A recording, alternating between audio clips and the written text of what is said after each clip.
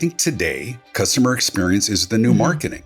And once again, not to be conflated with customer service, as you had said, how customers feel. When everybody's good, who's preferable? And why are they preferable? And not because you have better people. If I hear one more person say, it's really about the people. And I'm like, really, as opposed to the crustaceans that work for your competitors? Your people weren't raised on a special customer service island, special ninja courtyards of training. Listen, our people are very important, but our competitors have great people too. And the reality is your competitors are really good. I'll ask leaders sometimes, what's your advantage? And one of the things they'll say is all the time, you know what, I'm going to be honest. We actually do what we say we're going to do. There you go. Like it's a mic drop moment. And I'm like, you really believe that?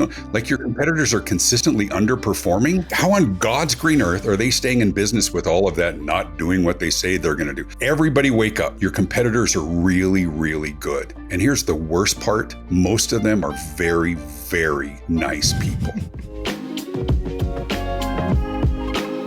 Hello, everyone, and welcome back to Experts of Experience. I'm your host, Lauren Wood. Today, I'm very excited to have David Avrin on the show. He is the president of the Customer Experience Advantage, a highly sought-after keynote speaker, and the author of 7 books, with his most recent title being Ridiculously Easy to Do Business With. And if you're watching, you can see it right there on the screen. I just conveniently have one in my hand here. Perfect. You're a true author, and I'm so excited to dive into all things about eliminating customer friction and staying ahead in a increasingly competitive market. So, David, welcome to the show.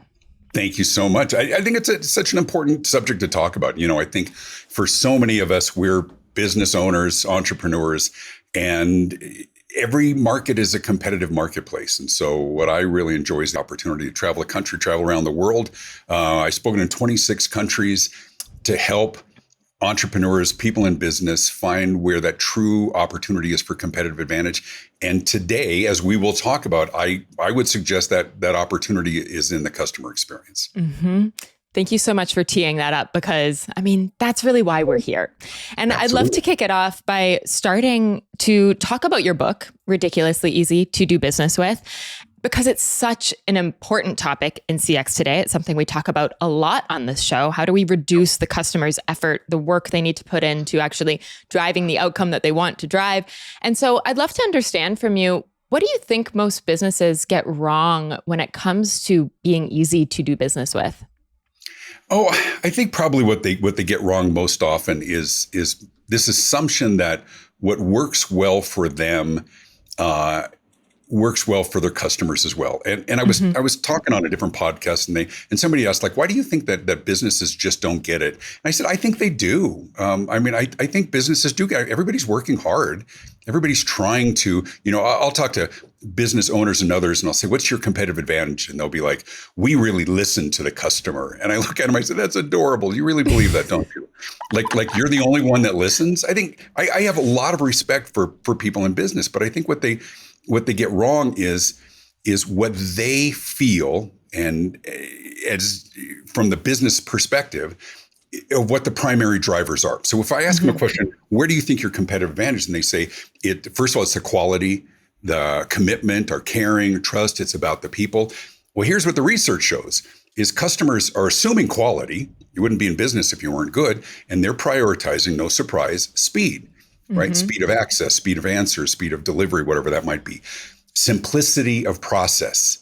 And of course, convenience. In many ways today, convenient is better than better. So to answer your question, I think what they get wrong is I will still hear people all the time saying, at the end of the day, it's about quality. And I could not disagree more. At the beginning of the day, it's about quality. Quality is the entry fee. You better be damn good at this or the world's going to figure it out. But at the end of the day, it's about competitive advantage. It's not what do you do well? What do you do better than others who do it well? And I think that's the disconnect. Is I think we drink our own Kool-Aid a little too much. We think it comes down to quality and it's about the people. It's not. It's about speed and convenience and reducing friction in the process. I always say it's about how we make people feel. People will remember how you made them feel. If we can make it easier, make something easier for them, they will remember that ease. And I know from my own experience building and leading customer service teams, I've been focused on quality, but we weren't getting back to our customers fast enough and really perplexed by why our CSAT scores were not increasing. And then we just got back to them faster and everyone was happy. I agree 100%. But I would also caution for those listening, don't misinterpret when we say how they feel. This isn't touchy-feely. If they feel frustrated, then you're behind the eight ball, right? Yeah. I've seen companies with phenomenal quality and they're just a pain to work with. Or we have to jump through hoops, or we're on the phone screaming, real person, agent, real person. I think you said no. Wait, no. And, totally. and that feeling is less about, like, we have so many colleagues and brilliant colleagues who still talk about creating a wow experience. I don't think most businesses lend themselves to wow experiences, right? We're not all Apple. I think the wow is, wow, you got back to me very quickly. Wow, I can't believe how easy it was to resolve that issue. Those are the wows that we care about, because I think where we are that's really different than even maybe 5-10 years ago is that everybody's good. I mean, especially coming out of the pandemic, the marketplace weeded out some poor players. The other ones were either bolstered or they were acquired. We're in a marketplace, arguably for the first time, everybody is good or good enough, right? And sometimes good enough at a better price point is a better choice. So we're really looking for where those opportunities for real differentiation. And if everybody's good and everybody cares and everybody's got great people, who can get it to me faster? Who's not making me do their work because they're so worried about their employees being frustrated that let's transfer everything to our customers and not give them a choice. So, I rant and I'm an advocate for all of this, but it's an important message. Completely. Where do you think that the most common sources of friction are in the customer experience?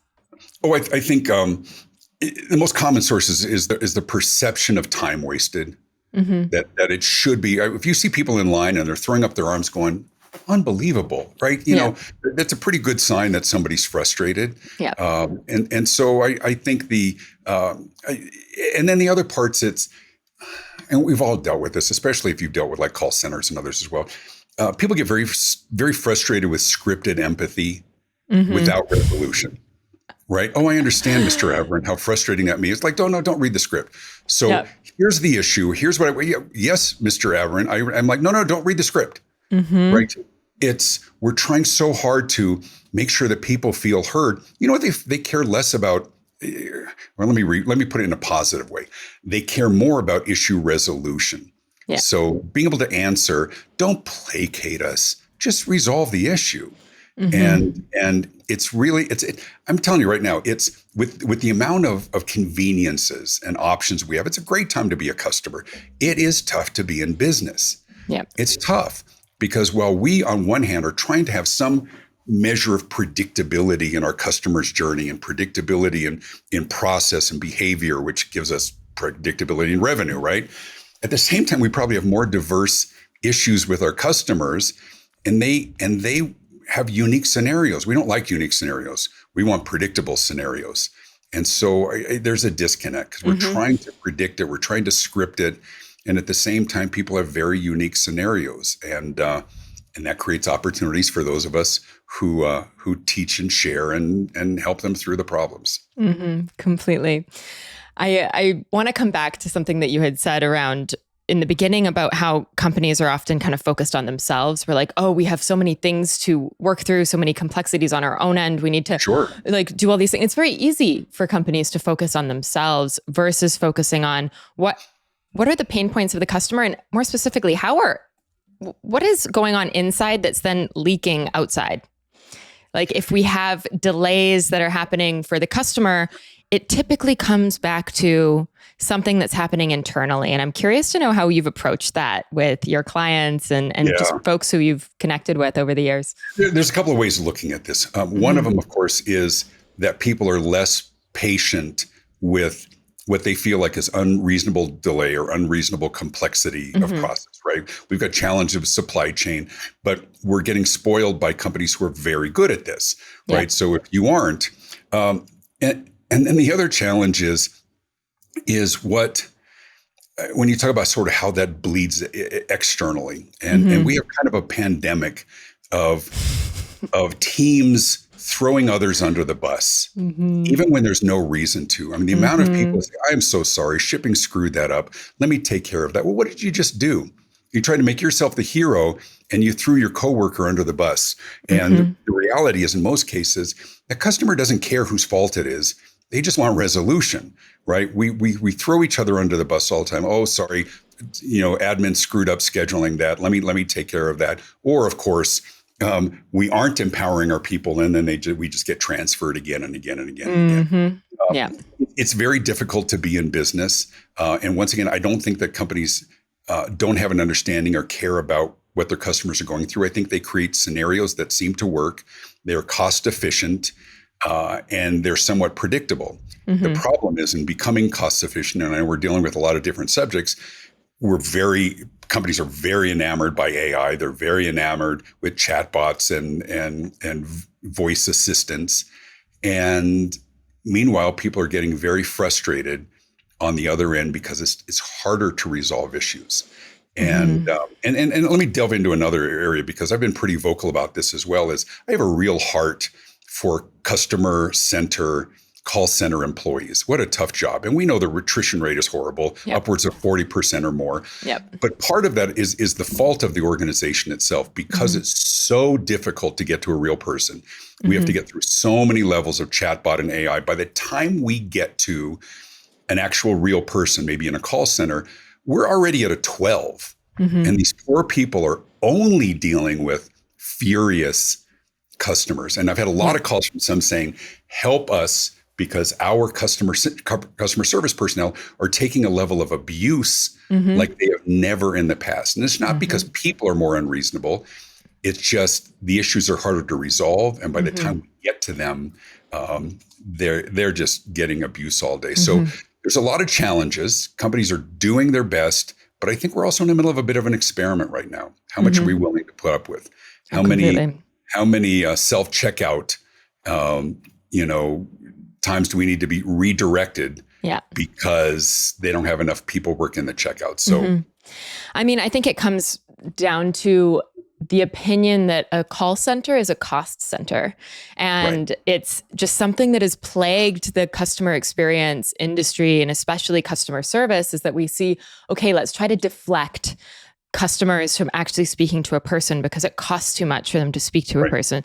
So we're going to send them through all these loopholes in the hopes that they can solve their problem, or maybe they'll just get too tired of trying to solve their problem.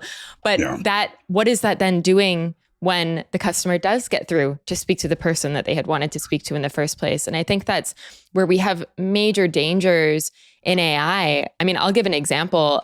I am a loyal customer of a specific airline, and I have upgrade certificates because I fly with them a lot, and I was trying to apply it, and the system's kind of funky. There was definitely something weird happening. I love their chat function because I can just chat with someone. I don't always want to get on the phone, but it wasn't happening. And I was going through, I kept having to log in, and it was just, I'm spending more time doing this. So simultaneously, while I'm waiting on the chat line, I call and I wait on hold for an hour. And during that hour, you're probably waiting on the chat as well. Like I'm on both. I'm like, I'm doing answer first. Exactly. And the chat tries to solve my problem, but it failed at solving it. It was saying things that weren't actually, it was addressing problems that I wasn't bringing up, and it just wasn't working. I finally get someone on the phone, and I mean, obviously I have such a high degree of empathy for the people on the phone, and I am not like most people, right? I would have been infuriated if I haven't been in that person's seat before. And I'm speaking to this wonderful woman who was so incredibly helpful. And she's like, oh my gosh, I hope you get this upgrade. It's going to be so nice for you to be able to take that long flight in business class. And I was like, thank you. And I could have pushed her further. I didn't end up getting it, just for the record. I could have pushed her further, but because she was so kind and solved my problem, I was willing to just, okay, cool. I did the bare minimum of what I needed to do. I'm not going to be a jerk about it. And I feel complete. But the experience of the dichotomy between the two was so great. But let me ask you a question. Let me challenge you on that. How long did it take to get that person on the phone? An hour. An hour. And when you first said, I loved your line when you said, and I really enjoy the chat feature. You are such a millennial. And I say that in the best way because you're a technology native. My kids they love this. I hate it. But what the term we use in the industry is the off ramp, right? Give us an off ramp. And one of the things I tell clients, I tell it from the stage, I tell it in my consulting, is understand that your AI, your chat feature and others, they're not there they're not to be deployed so you don't have to talk to your customers. Yeah. They're there to offload pedestrian issues so you have time to talk to the customers who need it. And we're in a very interesting time that I know you recognize this, that we are dealing with and working with so many different generations at the same time, more than ever in history. Somebody said the other day, I was at a conference, said 5 generations. I was trying to do the math on that. I don't know if there's spending power of 9-year-olds, but there might be, right? But I mean, they have iPhones now. So. Right. But how 21-year-olds want to engage with you and how your 80-year-olds are very, very different and very difficult. So it's options, it's omni-channel. It's options, options. And I think the options are important. There have been times where I've loved the chat. It solved exactly the problem. I didn't have to get on the phone. I would prefer it because I am a millennial. Exactly. Yeah. Kill me. I hate. But I recognize I'm not naive. It's important to have that. Completely. But it's such an important thing to take note of, is that there are 100%. Different types of users, and we need to be able to deliver to those different needs. There is no one size fits all approach. And we have to provide options for how people can engage with us. It's such an important message. I mean, we get enamored with new technology. We think the bean counters love it because it's another way to reduce the FTEs in our organization. Let's put them over to chat, or the worst, even for small businesses who don't have access to that. They've got contact forms on their websites, and I just put my face in my hands, and I'm like, you realize that your contact form is your worst employee in your entire organization, because God forbid, I ask audiences all the time. I said, do you ever go to a website and you have a simple question for there is no freaking phone number like anywhere on the website. And of course, everybody's nodding, right? Because they've got their contact form. Yeah. And I just heard somebody say this, and I'm trying to find the statistic, but the quote was that 86% of people will never fill out a contact form. 86%. I wouldn't ever. Not a chance. I'll just call somebody else. But people will say, well, people fill out my form all the time. And I'm like, you have no idea who didn't. Yeah, exactly. The greatest source for everybody listening or watching this, the greatest source of lost revenue for your business is the customer or client that you never knew about. Mm-hmm. There was something that was frustrating. There was something that caused delay, and they left. Or they went to your website. They clicked away. Right? You had them like right there. And then you frustrated them because you became difficult to work with or difficult to reach. Oh, completely. I mean, this is the thing. And even if it's for a bad reason, even if someone is reaching out to you because they had a problem, give yourself the opportunity to solve it. Exactly. So yes. Yeah, one of the things I always say is you need to be ridiculously easy to complain to, because when issues are delayed, when communication is delayed or restricted, problems escalate. Mm-hmm. They escalate quickly, right? Yeah. And whereas 10 years ago, 20 years ago, we'd write a letter, and now people, this righteous indignation. Like the average person now, they're like, they have no idea who they're dealing with. They have no idea who they're messing with. I'm like, okay, Todd, but the reality is now everybody has a bullhorn that reaches around the world. It's a huge competitive thing that most companies don't think about. My admonition, be ridiculously easy to complain to. You can identify problems. You can address them before they go public, right? It's when people feel like they're not heard, they go online and rant. And there's some very clear things that organizations can do to head off those things. Doesn't mean the customer's always right, but you better address those things pretty quickly. Mm-hmm. You're adding fuel to the fire if you don't. Oh my gosh. Your lack of response is literally doing more harm than good. So do yourself a favor and get ahead of it. Yeah. Well, it's why we get companies are over serving. Part of it is the first part of it, they just want to find if there was something that didn't go well, they can address it quickly before. And so it goes back to like United breaks guitars, right? When something persists and isn't resolved, it blows up into something bigger, and it didn't need to be. So when I'm traveling, because I speak for a living, and I'll rent a car from Enterprise or something, when I come back, they always ask me the same question. They say, "Welcome back, Mr. Avrin. How was the Corolla or whatever? It's fine, thanks. Did you have a chance to fill it up? No, charge me." And then they ask me the same question every time. Is there anything we could have done to have made this a more outstanding experience? And you know what they're really saying? Please God, don't go on TripAdvisor and trash us. Let me fix it now, right?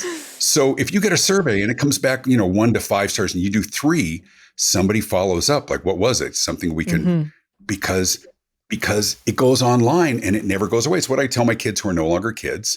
5, grown and gone, all in their 20s. Doesn't mean they're off the payroll, but at least they're out of the house.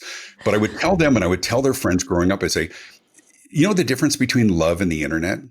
I'd say the internet is forever.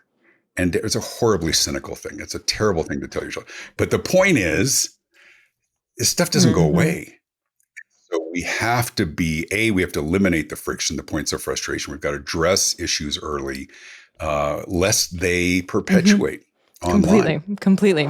We are clearly in an AI revolution. And thankfully, Salesforce is helping customers navigate each new wave of AI. But the question is, how do you actually use AI effectively? And my answer to you is, it starts with your data. With Salesforce's Data Cloud, you can connect, federate, and harmonize all of your data from any product and system in Salesforce. To learn more, visit salesforce.com/products/data. So flipping the script a little bit from how do we, avoid the disasters from happening? How do we get ahead of people being really upset? How can businesses leverage customer experience to actually be a competitive advantage, to actually set themselves apart in the market? Yeah, well, I think part of it is it's recognizing what's driving not only consumer behavior and choice and preference, but also what's driving their communication. Right? We grew up in business, and I'm a lot older than you, but we used to call this guest relations philosophy, and everybody's heard it before. And it says something along the lines of the average person with a positive experience tells 2 or 3 people, but somebody with a negative experience tells 10. We've all heard that before. None of that's true anymore. Today we tell thousands. Today we tell millions.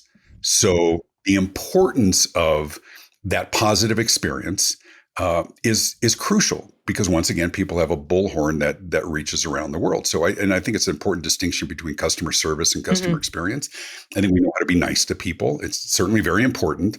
But what they're experiencing, was it frustrating? Was it intuitive? Was it simple? And so when we talk about how do we leverage that, is one, I think that the drivers for customer choice has changed significantly. I think there was some study, I don't know, 40 something years ago, with a very famous result that says that there's a mistaken belief that everybody's looking to make the best decision possible in purchasing or contracting or hiring.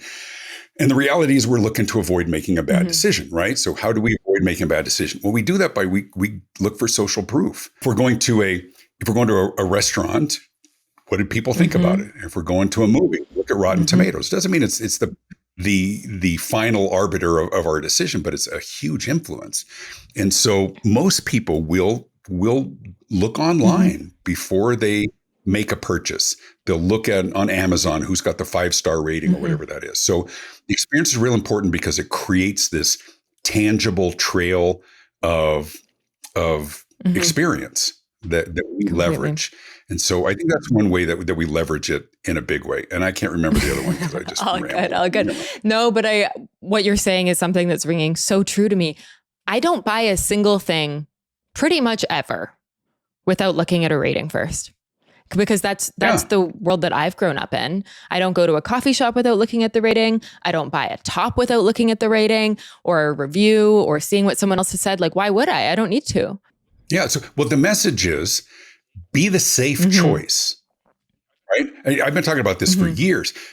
I call this the 4 most dangerous words in business. 4 most dangerous words in business are all things being equal. All things being equal, who's the cheapest? Who's the closest?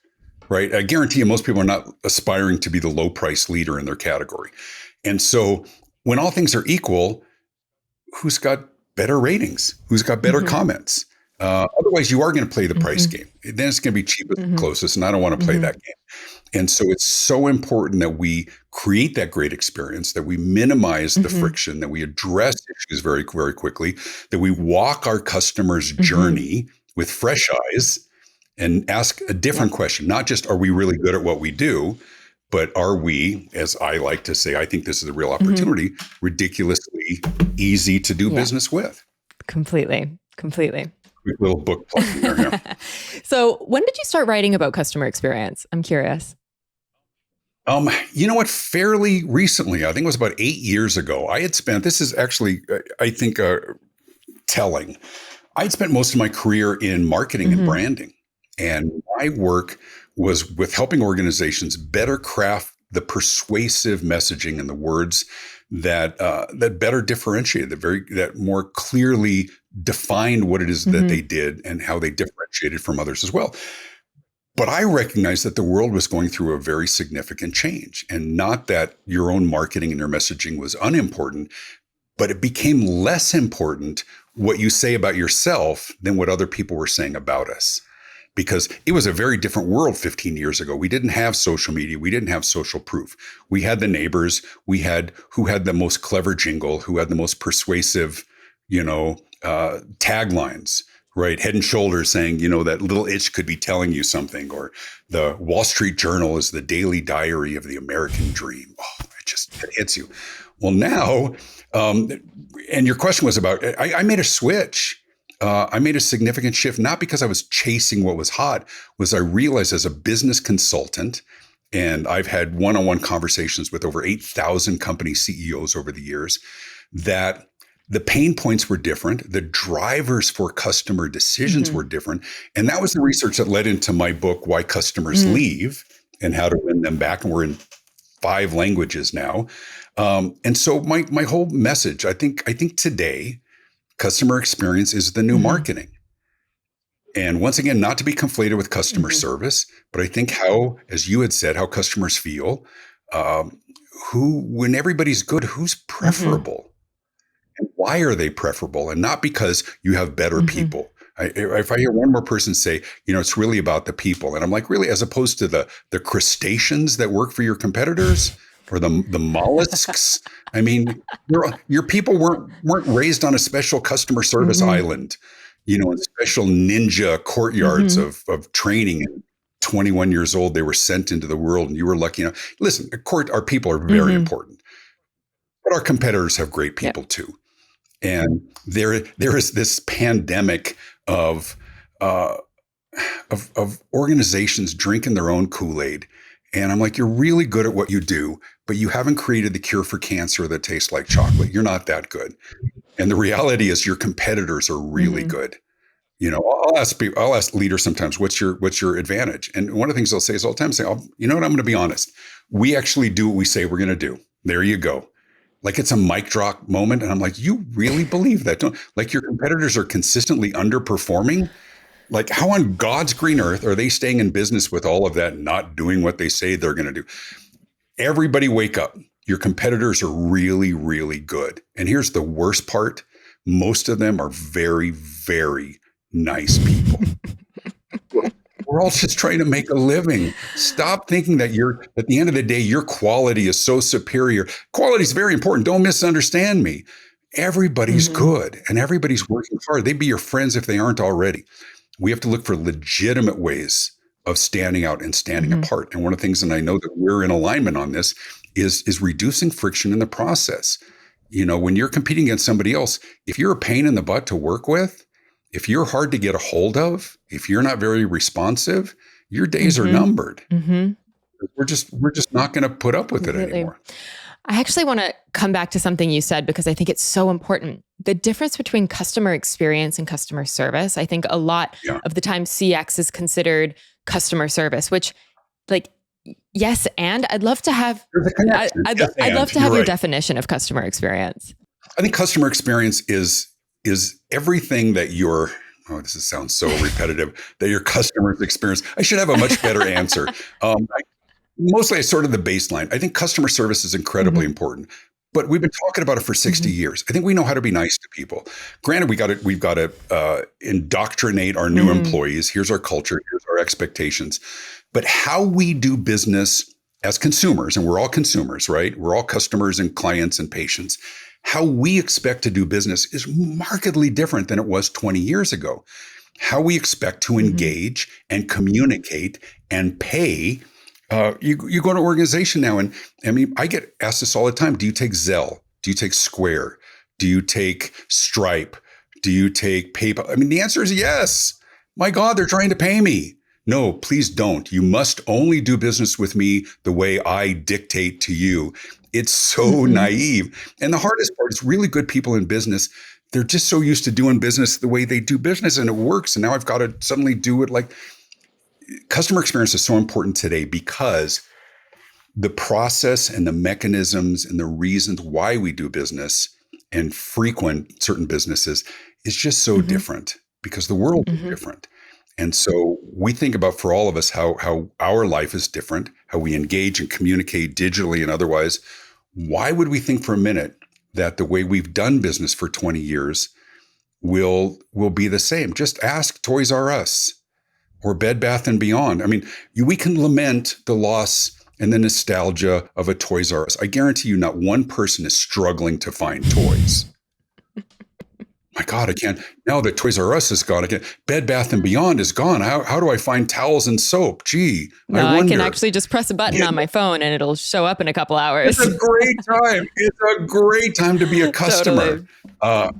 It's a tough time to be in business. I really see customer experience as every single touch point. Like you said, it's how do you pay? Yeah. It's how do you find out about them in the first place? It's every single interaction. And are those interactions, is there continuity between them? Is it easy for the customer to understand what you are, who you are? Is it like the ease is not only how many buttons did I have to click or how long did I have to wait on a phone call? It's also how simple are you communicating information to me? Are you saying it clearly or are you sugarcoating it in a way that makes it difficult for me to know what's happening? Like sometimes I get pieces of mail or letters in the mail from banks and I'm like, it's 4 pages and I'm sitting there scratching my head like, what is this trying to say? You know, like. Yeah. But it's our perception of all of those touch points as well. And it's like if you get something a week later than you thought you were going to get it and it wasn't the same quality that you thought, that's customer experience, right? I think the best example of sort of the difference between the two, there was a time before your time when we would get a paycheck and we would stand in line at the bank and we would fill out the deposit slip and we'd try and get there because they weren't open on the weekends and we didn't have ATMs. And we get to the counter and they would ask, so what are your plans for the weekend? Yeah. Right. I haven't been to a bank. I mean, I'll speak for a client. Like I said, I've spoken all around the world and they'll give me a nice check and I'll sit in the back of the Uber and I sign it and I take a picture of it and I deposit it. There is no service, but you and I both know there's an experience, completely. Right? That experience was digital. Was it simple? Was it complicated? So many the people in the banking industry, if you would ask them for years what their competitive advantage is, they'd always say this: it's the relationship. We know our customers by name. They are scrambling today because, with the exception of sort of the private banking, they're not seeing their customers. So they're really trying to redefine what is their advantage. They're all in a highly regulated environment. Their policies are essentially the same. Their apps oftentimes are the same.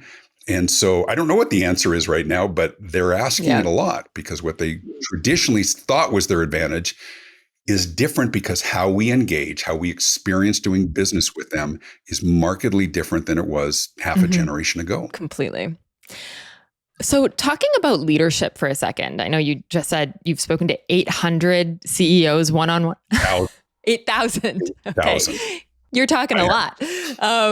What would you say are the qualities that leaders, not only the CEO, but leaders within a company need to embody in order to really inspire a customer-centric culture and ensure that the holistic experience is being thought of? Dear boy, that's a great question. It's a lot of the basic tenets that we've talked about for a long time in terms of leadership, but they also have to have a real finger on the pulse for where things are going beyond their industry. And this is a challenge because we have historically had to be one of the best within our industry to be in that upper echelon or to justify a premium price. For the first time, arguably ever, we are competing against industries that have nothing to do with what we do. Now, you mentioned before about just being able to have that conversation and find out where things are, right? Where are things in the supply chain? Do we have visibility and things that other industries are offering that maybe ours does not? So I think that for leaders, not only having that empathy and all the things that we know are important, they have to be very cognizant of what's happening in the broader marketplace. What are those customer expectations? And then what's reasonable? It doesn't mean everybody has to be Amazon. What's reasonable for our industry? But then also a bit of a crystal ball, because we used to be able to look 5-10 years out. What do we think our industry is going to look like? Now we're looking 18, 24 months out because change happening so fast. We don't want to be in a position where we are scrambling to catch up. And so to stay on the forefront is a real challenge. But it's something I'm really optimistic about. I mean, I'm a cheerful advocate and warrior for all of this, because I think there's phenomenal opportunities for us to future-proof our business and future-proof our engagement. Sometimes I want like a bell to ring when a guest says something that I just deeply agree with, and this is one of them. You'd be ringing it the entire time. That would become very annoying for the audience. It is true. We're very aligned, so it would just be a lot of rings. The pearls of wisdom are flowing today. Completely. But I think it's so important what you're saying is that our competitors are not just our industry competitors. Our competitors are those who have the eyes and ears of our customers. And I think Uber and Amazon have changed the consumer expectations for what speed looks like, for what convenience looks like. And many companies are doing this. And now in the age of AI, I think it's changing rapidly and there's new innovations happening constantly. And consumer expectations are just leveling up. Like every day when I'm interacting with different brands, I'm like, oh, that's good. Why doesn't this other brand or company that I have to engage with all the time, why don't they do that?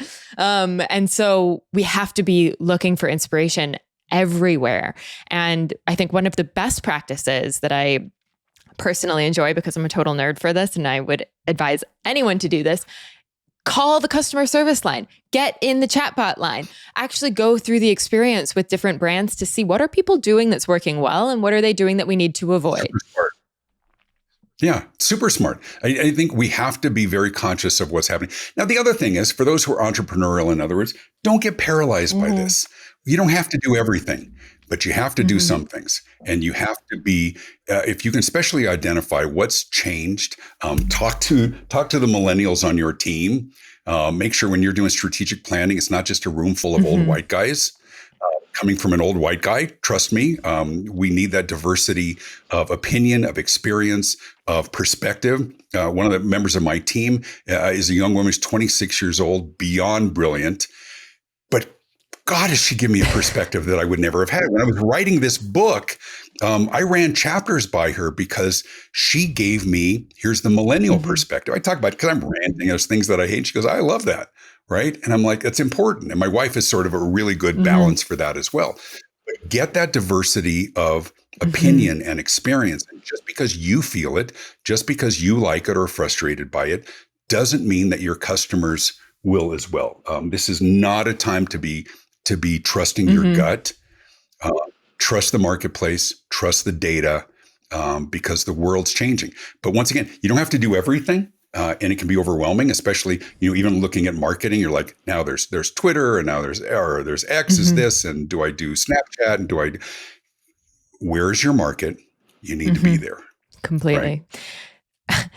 On that note, I know that you speak all over the world and you're traveling all the time. And I'm curious to know, how do customer experience expectations change depending on the region? Have you found that it's quite different? Oh, that's a great question. In some ways, but not really. But that's a great question, because the world is Mm-hmm. global. The world is flat, however you want to look at it. Everybody's very aware of what's around and what's available Mm-hmm. everywhere. What's Amazon over here is Alibaba over on the other side of the world.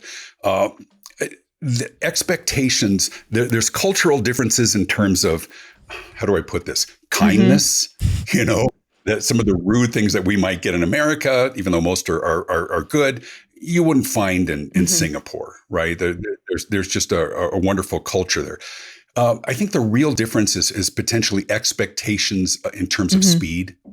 Uh, there's certain markets that just aren't as mature from a logistical perspective and can do the kinds of things. I live just south of Denver, Colorado. I think we have 3 Amazon warehouses. It's ridiculous. 80% of what we order, we get same day.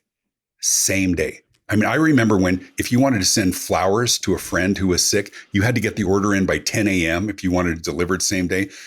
Now, no matter when, you'll get it in 30 minutes. There's things that we order at 8 o'clock at night and we still get same day. It's ridiculous, right? And others can say, oh, you're spoiled. No, we just live in this Yep. day. I mean, look what we're doing, right? We're in different parts of the country. I have a lot of clients all around the world, and we're talking real Mm-hmm. time, face to face. For my parents' generation, it's Mm-hmm. magic, freaking magic. For us, Lauren, it's Friday, Mm-hmm. right? So once again, there's this great opportunity for international to have those conversations real time. But even in terms of being ridiculously easy, like I've got clients Mm-hmm. over the world in Mumbai and Johannesburg and Singapore. When they want to have a conversation, I had one yesterday. I'm the one who talks at 2 in Mm-hmm. the morning. I'm the one who talks at 4 o'clock in the morning every single time, even if they insist. I want to be true to the Mm-hmm. brand. It's my competitive advantage over others who do what I do Mm-hmm. as well.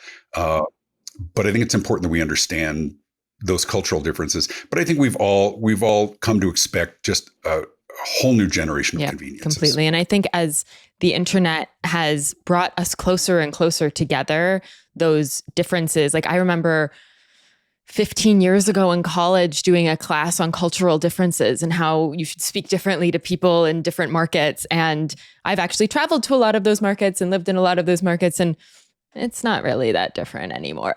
Not as much Yeah. anymore. No, but it's a really good Yeah. observation. It Yeah. was true. It was true. But now everybody, I mean, we're very spoiled as Americans. As I travel around the world, I'll hit my 28th country in Mm-hmm. November. 99% of it is I do in Mm-hmm. English, right? English is the international language Mm-hmm. of business. Very fortunate. But because the access to media, everybody's aware of what we're doing. We can be aware of others as well. But it opens up phenomenal opportunities for us to do work globally. Yep. And I'm very fortunate to work Mm-hmm. globally. Completely. As I'm sure you are aware, companies today have more customer data than ever, which is great. But then how do you actually use all of that data at scale? Salesforce's Data Cloud can help by giving teams a single source of truth for every customer. Ready to get started? Work with leading Salesforce experts from professional services.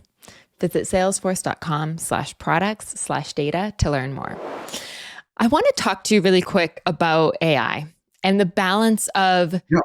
technological efficiency and personalized human interaction. We touched on it a little bit before, but I'm curious to get your thoughts because it's wild the different approaches that I'm seeing, and there's no right answer. Yet I do think there are definitely some things not to do. But I'd love your thoughts on that. Yeah. Well, I think we're in the middle, and I think you would agree, we're in the middle of a grand Mm-hmm. experiment, which is in one way, how effective can it be?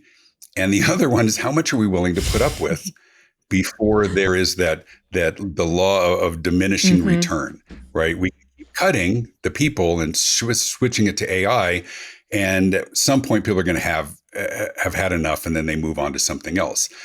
However, next year it'll be better, and the year after it'll be better. But Jay Baer, a colleague, just came out with a great study on AI, and it showed that people generally are not happy with having to do it through them. But we're not naive. We know it's going to Mm-hmm. get better. And so the jury is out, but and we come from different generations. So once again, I'm going to reiterate what I said before, which was deploying Mm-hmm. AI to better predict and handle. I mean, right now it's just a sort of a glorified FAQ. AI is not to be deployed so you don't have to talk to your customers. And so that you can talk to the customers who really need you and you've got the bandwidth. We cannot staff up to handle every issue and answer every call within 60 seconds, right? That's naive. But there's got to be a better point than you having to, as patient as you are, Lauren, wait for an hour on hold for a verbal call after navigating a frustrating chat experience. That's not acceptable. You are exceptional in your patience and your understanding. Most people aren't.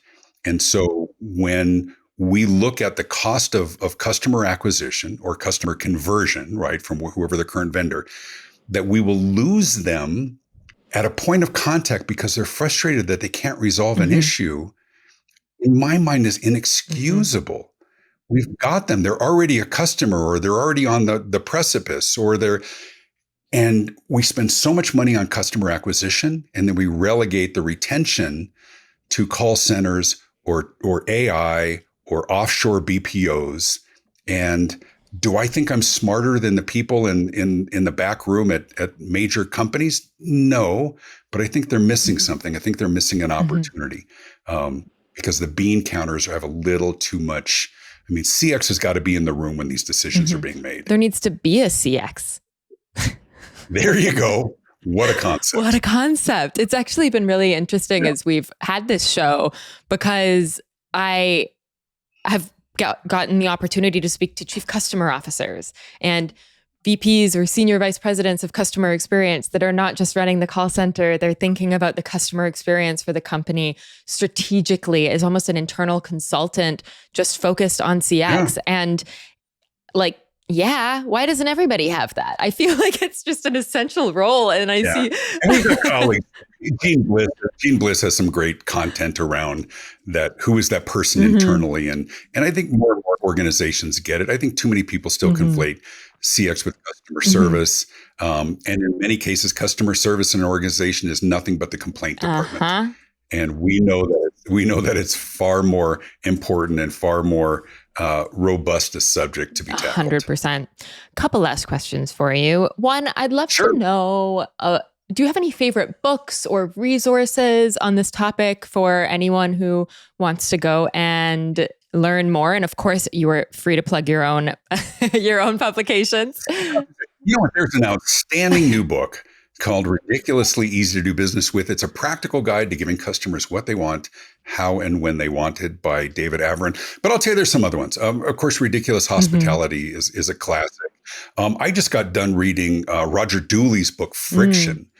That was, and we've become friends since I had him on my podcast. We had a conversation and I told him, and in some ways I really hate him now because I look at the world, I notice more points of friction and frustration than I did before. And my wife would already say I'm a bit of a curmudgeon, but it's a brilliant book. It's called Friction by Roger Dooley. That really makes you look at the world, especially when there's points of delay or frustration or overly complex process that are wholly unnecessary.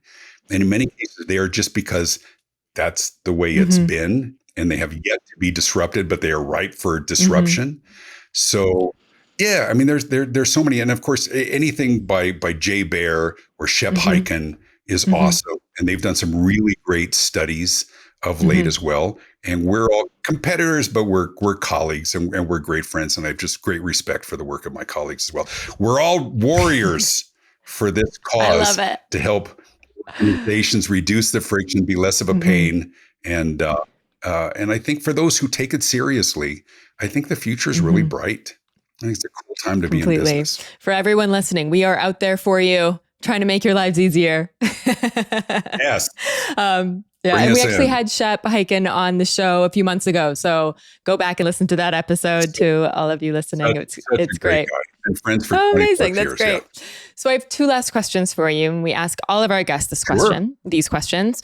The first is, I'd love to hear about a recent experience that you had with a brand or a company that left you impressed. What was it? Oh my Lord. It's hard to not just do the obvious. Here's the thing. I'm going to give you an obvious one, but it's very appropriate and personal for me. I travel extensively. and I'm all around the country and around the world. I cannot not, my double negative, I cannot not be there where I need to be on time. So predictability, we talked before about being a safe choice, is absolutely crucial for me. And I've gotten to the point where I used to love driving. So I would always rent a car because I like new cities and everything else.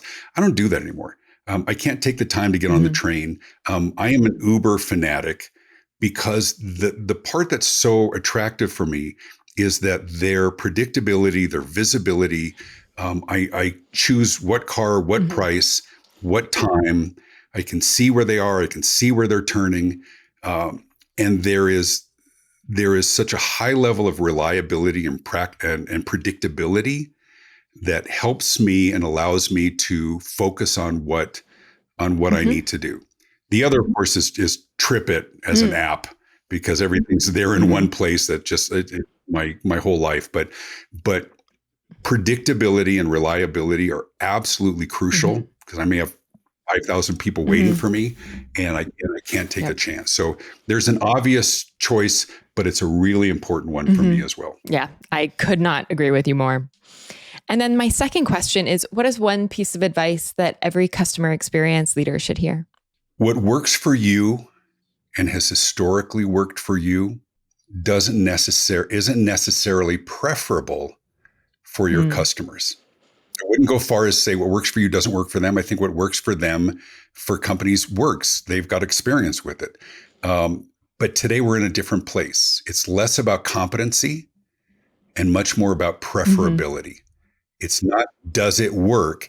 Is it preferable to the other choices that they have? And customers are not making a decision in a vacuum. They're not deciding whether to work from you. They have a menu of choices, and your competency, you're doing what you say you're going to do, your people making the difference, doesn't make you preferable among your other competitors. So be very conscious of all of those touch points for all of your competitors. Shop them, be very conscious. So it's not just being competent, very important, quality, very important. Today it's about being preferable. Such great advice. Thank you so much, David, for coming on the show. Ring the bell. Ring the bell. Thank you so much for coming on the show. It's been wonderful to have you. I've absolutely loved this conversation, and I'm sure we'll be in touch soon. I have as well. Let's check in every 6 months I love or it. so. Always sounds good. Amazing. Thank you much.